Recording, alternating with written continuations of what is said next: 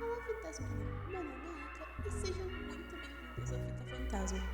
Primeiramente, antes de a gente começar, propriamente dito, gostaria de fazer um convite a vocês.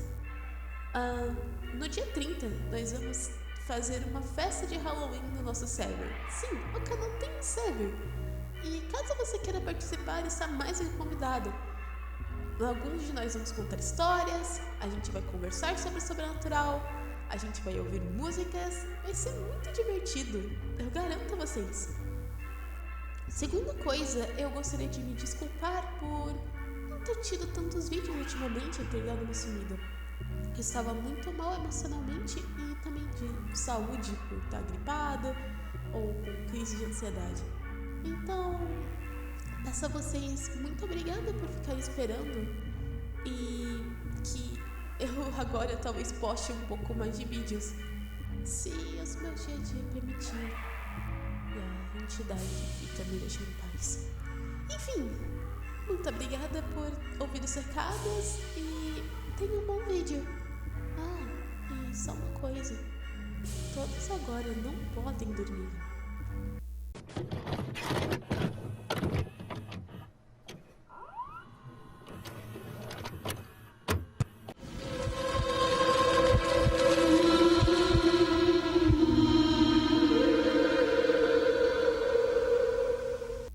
Pesquisadores russos no final da década de 1940 mantiveram 5 pessoas acordadas por 15 dias. Usando estimulante experimental à base de gás, eles foram mantidos em um ambiente selado para monitorar cuidadosamente a ingestão para que o gás não os matasse, pois era tóxico em altas concentrações. Isso foi antes das câmaras de circuito fechado. Então eles tinham apenas microfones e janelas de vidro de 5 polegadas de espessura na câmara para monitorá-los. A câmara estava abastecida com livros, macas para dormir, mas sem roupa de cama, água corrente, um banheiro e comida seca para durar um mês.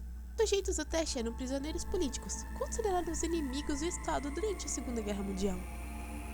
Tudo estava bem nos primeiros 5 dias. Os sujeitos mal se queixavam de ter sido prometidos falsamente que seriam libertos se submetessem ao teste e não dormissem por 30 dias. Suas conversas e atividades foram monitoradas e observou-se que eles falavam sobre os incidentes que os levaram até ali, os mais traumáticos de seu passado. Em um tom geral, sua conversa assumiu um aspecto mais sombrio. Depois de 5 dias, eles começaram a reclamar das circunstâncias e eventos que os levaram até onde estavam e começaram a demonstrar uma paranoia severa. Eles pararam de falar um com o outro e começaram a sussurrar alternadamente para os microfones e escotilhas espalhados. Estranhamente, todos pareciam pensar que poderia ganhar a confiança dos cientistas entregando seus companheiros e outros sujeitos em cativeiro com ele. A princípio, os pesquisadores suspeitaram que isso fosse efeito do gás. Depois do dia 9, o primeiro começou a gritar. Ele começou a correr pelo comprimento da câmara, repetidamente gritando do topo de seus pulmões por 3 horas seguidas. Ele continuou tentando gritar, mas só foi capaz de produzir grunhidos ocasionais. Os pesquisadores postularam que ele havia fisicamente rasgado suas cordas vocais. O mais surpreendente nesse comportamento é como os outros prisioneiros reagiram a ele. Ou melhor, não reagiram. Eles continuaram sussurrando aos microfones até que o segundo deles começou a gritar. Os 2 cativos que não gritavam desmontaram os livros, mancharam página após página com suas próprias fezes e colaram calmamente sobre os vidros. A gritaria parou imediatamente, assim como os sussurros para os microfones. Os 3 dias se passaram. Os pesquisadores checavam os microfones de hora em hora para ter certeza de que estavam funcionando, pois achavam impossível que nenhum som pudesse estar vindo de 5 pessoas lá dentro. O consumo de oxigênio na câmara indicavam que todos os 5 ainda deviam estar vivos. Na verdade, a quantidade de oxigênio que 5 pessoas consumiriam em um nível muito pesado de exercício extenuante. Na manhã do 14º dia, os pesquisadores fizeram algo que não disseram que fariam. Para obter uma reação dos cativos, usaram o interfone dentro da câmara na esperança de provocar qualquer resposta dos cativos, que temiam estar mortos ou em estado vegetativo. Eles anunciaram: estamos abrindo a câmara para testar os microfones. Afaste-se da porta e deite-se no chão, ou será baleado. O cumprimento dará a um de vocês a liberdade imediata. Para sua surpresa, ouviram uma única frase e uma resposta de voz calma: nós não queremos ser mais libertos. O debate eclodiu entre os pesquisadores e as forças militares que financiavam a pesquisa. Incapaz de provar por mais qualquer resposta pelo interfone, decidiu-se finalmente abrir a câmara à meia-noite do 15º dia. A câmara foi esvaziada do gás estimulante e cheia de ar fresco, e imediatamente as vozes dos microfones começaram a se opor. 3 vozes diferentes começaram a implorar, como se implorassem pela vida de entes queridos, para ligar o gás novamente. A câmara foi aberta e os soldados enviados para recuperar as cobaias. Eles começaram a gritar mais alto do que nunca. Os soldados também, quando ouviram o que havia lá dentro. 4 dos 5 sujeitos ainda estavam vivos, embora ninguém corretamente pudesse chamar o estado de qualquer um deles de vida. As rações de comida do dia 5 não haviam sido tocadas. Havia pedaços de carne das coxas do peito do sujeito do teste morto enfiados no ralo no centro da câmara, bloqueando o ralo, permitindo que 10 centímetros de água se acumulassem no chão. Precisamente o quanto da água no chão era realmente sangue nunca foi determinado. Todas as 4 cobaias sobreviventes também tiveram grandes porções de músculo e pele arrancadas de seus corpos. A destruição de carne e osso exposta na ponta dos dedos indicou que as feridas foram infligidas à mão, não com os dentes, como os pesquisadores pensavam inicialmente. Um exame mais detalhado da posição e dos ângulos da ferida indicou que a maioria, se não todas, eram auto-infligidas. Os órgãos abdominais abaixo da caixa torácica de todos os 4 sujeitos do teste foram removidos, enquanto o coração e pulmão e diafragma permaneciam no mesmo lugar. A pele e a maioria dos músculos ligados às costelas foram arrancados, expondo os pulmões através da caixa torácica. Todos os vasos sanguíneos e órgãos permaneceram intactos. Haviam acabado de ser retirados e colocados no chão, espalhando-se ao redor dos corpos enviscerados, mas ainda vivos, dos sujeitos. O trato digestivo de todos os 4 poderia ser visto trabalhando, digerindo os alimentos. Rapidamente ficou claro que eles estavam digerindo era sua própria carne. Eles haviam arrancado e comido ao longo dos dias. A maioria dos soldados eram agentes especiais russos nas instalações, mas ainda assim muitos recusaram a retornar à câmara para remover as cobaias. Eles continuavam a gritar para serem deixados na câmara e alternadamente imploraram e exigiram que o gás fosse ligado novamente para que não adormecessem. Para surpresa de todos, as cobaias tratavam uma luta feroz no processo de serem removidos da câmara. Um dos soldados russos morreu por ter sua garganta arrancada, outro ficou gravemente ferido por ter seus testículos arrancados e uma artéria em sua perna cortada por uns dentes dos sujeitos. Um dos 5 soldados perderam suas vidas, e se você contar aqueles que cometeram suicídio nas semanas seguintes. Na luta, um dos sujeitos vivos teve seu baço rompido e sangrou imediatamente. Os pesquisadores médicos tentaram sedá-lo, mas isso se mostrou impossível. Ele foi injetado mais de 10 vezes uma dose humana, que deveria ser um derivado de morfina. Ainda lutou como um animal encurralado, quebrando as costelas e o braço de um médico, quando o coração foi visto batendo por 2 minutos completos, depois que ele sangrou até um ponto que não havia mais ar em seu sistema vascular do que sangue.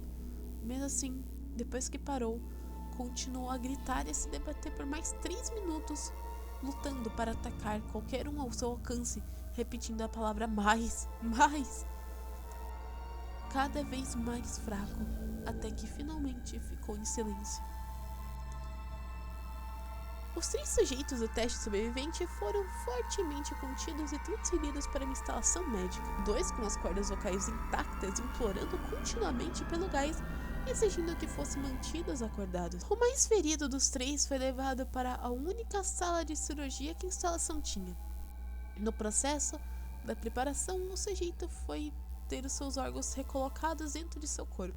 Descobriu-se que ele estava efetivamente imune ao sedativo que lhe deram para prepará-lo para a cirurgia. Ele lutou furiosamente contra suas restrições quando o gás anestésico foi trazido para subjugá-lo.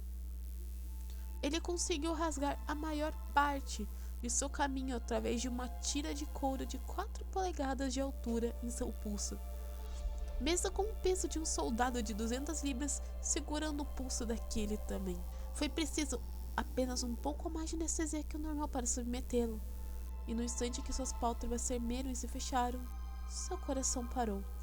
Na autópsia do sujeito, o teste diz que ele morreu na mesa de operação. Descobriu-se que seu sangue tinha o triplo de nível normal de oxigênio.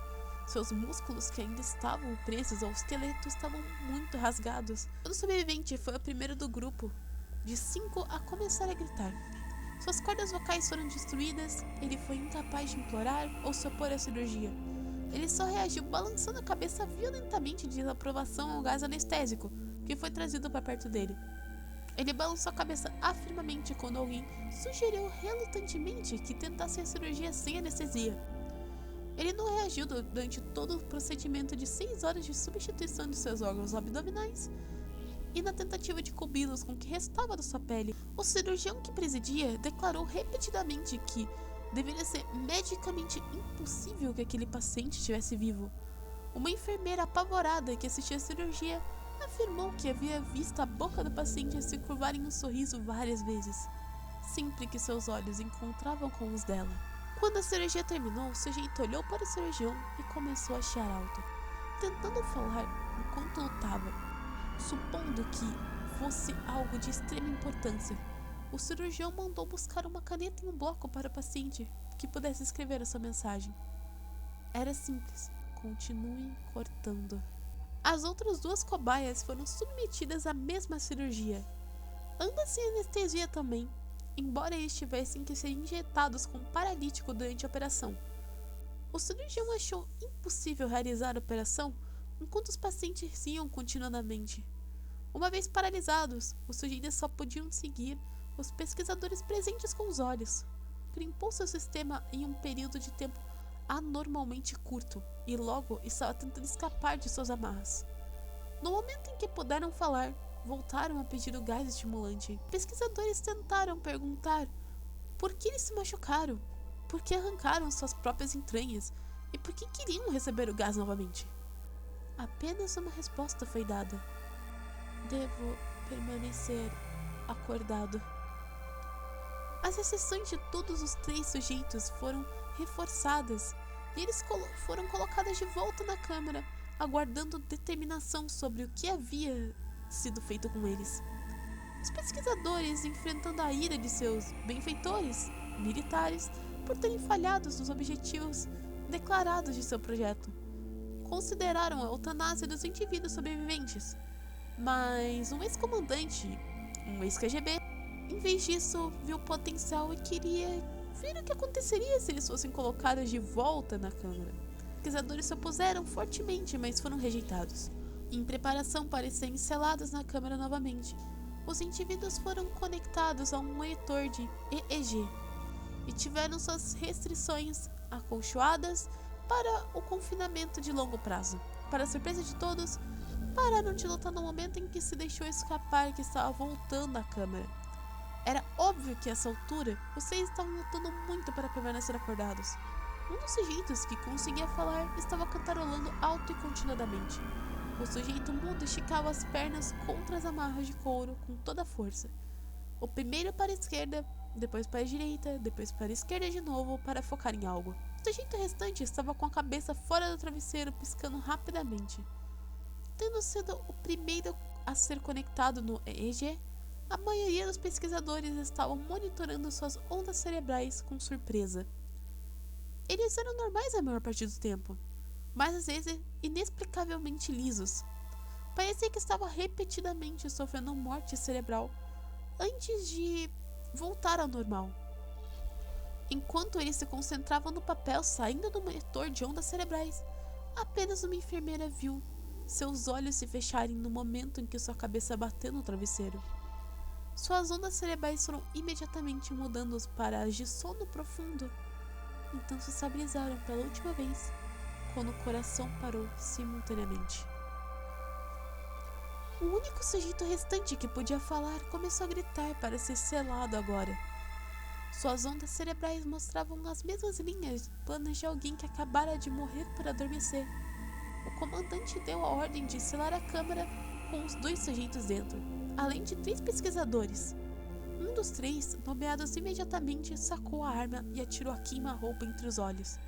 Então virou a arma para o sujeito mudo e estourou seus miolos também. Ele apontou a arma para o sujeito restante, ainda preso à cama, e os membros restantes da equipe médica de pesquisa fugiram do quarto. Eu não vou ficar preso aqui com essas coisas. Não com você. Ele começou a gritar para o homem amarrado à mesa. O que você é? Ele demandou. Eu devo saber. O sujeito sorriu. Você esqueceu tão facilmente? O sujeito perguntou. Nós somos vocês. Nós somos a loucura que espreita dentro de todos vocês, implorando para serem livres a cada momento em sua mente animal mais profunda. Somos o que vocês escondem em suas câmaras todas as noites.